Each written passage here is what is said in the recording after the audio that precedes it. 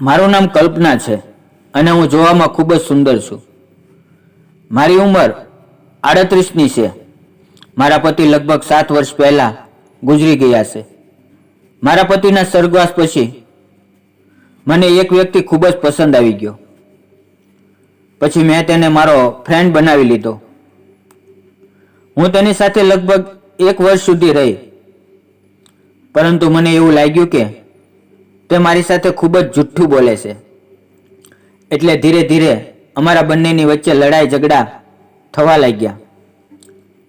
એટલા માટે પછી અમે બંને અલગ થઈ ગયા.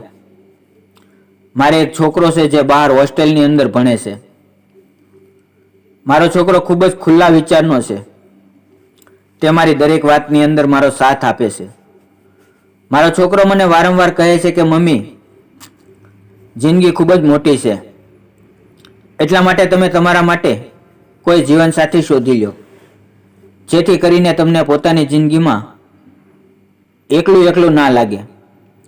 પરંતુ હું તેની વાત સાંભળીને હું વિચારવા લાગતી કે હું કોની ઉપર ભરોસો કરું. એટલા માટે હું હજી સુધી કોઈ નવા જીવનસાથીને પસંદ કરી શકી નથી, અને મારી માટે તે આસાન પણ નહોતું. હું એવો જીવનસાથી ગોતવા માંગતી હતી કે જે મારી આટલી ઉંમર હોવા છતાં મને 22 વર્ષની છોકરીની જેમ પ્રેમ કરે અને મારી સંભાળ રાખે. આવો વ્યક્તિ ગોતવો સહેલો નહોતો. મારા પતિ એક બિઝનેસમેન હતા, એટલે તેણે મારી અને મારા છોકરા માટે ખૂબ જ ધન દોલત અને પ્રોપર્ટી ભેગી કરી હતી. અમારું ઘર પણ ખૂબ મોટું હતું. એક દિવસ હું કંપનીના કામ માટે બીજા શહેરમાં જઈ રહી હતી. હું મારી ગાડી લઈને એકલા જ ડ્રાઇવિંગ કરીને જઈ રહી હતી. ગાડી લઈને ઘરેથી નીકળીને મારે લગભગ 2 કલાક થઈ ગયા હતા. ત્યાં રસ્તામાં મારી ગાડીનું ટાયર પંચર થઈ ગયું. તે એક વિરાન અને સુનસાન જગ્યા હતી. અહીંયા ખૂબ જ ઓછા લોકો દેખાતા હતા. મને થોડોક ડર લાગવા લાગ્યો. થોડી વાર સુધી હું મારી ગાડી પાસે ઊભી રહી. મને દૂરથી એક બાઇક આવતી નજરે પડી. મેં તેને ઊભા રહેવા માટે ઈશારો કર્યો. તે બાઇકને એક ખૂબ જ હેન્ડસમ છોકરો ચલાવી રહ્યો હતો. તેણે મારી પાસે બાઇક ઊભી રાખીને પૂછ્યું, મેડમ બતાવો, તમારે શું જોવે છે? તે જોવામાં ખૂબ જ સુંદર હતો. તેને જોઈને હું પાગલ થઈ ગઈ અને હું તે છોકરાના સપનામાં ખોવાઈ ગઈ.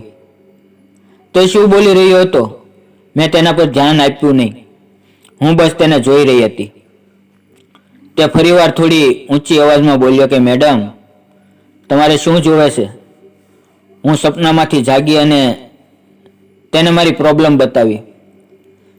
એટલે તેણે પોતાની ગાડીને બાજુમાં પાર્ક કરીને મારી ગાડીનું ટાયર બદલવા લાગ્યો. તે કામ કરી રહ્યો હતો, એટલે મેં તેને તેના કામ વિશે પૂછ્યું તો તેણે કહ્યું કે તે અત્યારે કોઈ કામ કરી રહ્યો નથી. તે કામની તલાશમાં છે. મને તે છોકરો ખૂબ જ પસંદ આવ્યો હતો, એટલે મેં તેને મારી કંપનીમાં નોકરી કરવા માટે ઓફર આપી અને સાથે સાથે મારા ઘરનું એડ્રેસ આપ્યું અને શહેરમાં આવવાનું કહ્યું. થોડા દિવસ પછી તે છોકરો મારા ઘરે આવ્યો. તેણે આવીને કહ્યું કે મારે નોકરી જોઈએ છે. મેં તેને સરસ મજાની નોકરી આપી અને રહેવા માટે મારા ઘરે તેને જગ્યા આપી. થોડા દિવસમાં મેં તેને મારા દિલની વાત જણાવી દીધી અને તેને મારો બનાવી લીધો. ધન્યવાદ મિત્રો. તમને લોકોને મારી નાની એવી કહાની પસંદ આવી હશે. જો વિડીયો પસંદ આવ્યો હોય તો લાઈક અને ચેનલને સબસ્ક્રાઇબ કરવાનું ના ભૂલતા. ફરી મળશું આવતીકાલે એક નવી વાર્તાની અંદર. ત્યાં સુધી આવજો. વિડીયો પૂરો જોવા બદલ આપ સૌ મિત્રોનો દિલથી ખૂબ ખૂબ ધન્યવાદ મિત્રો.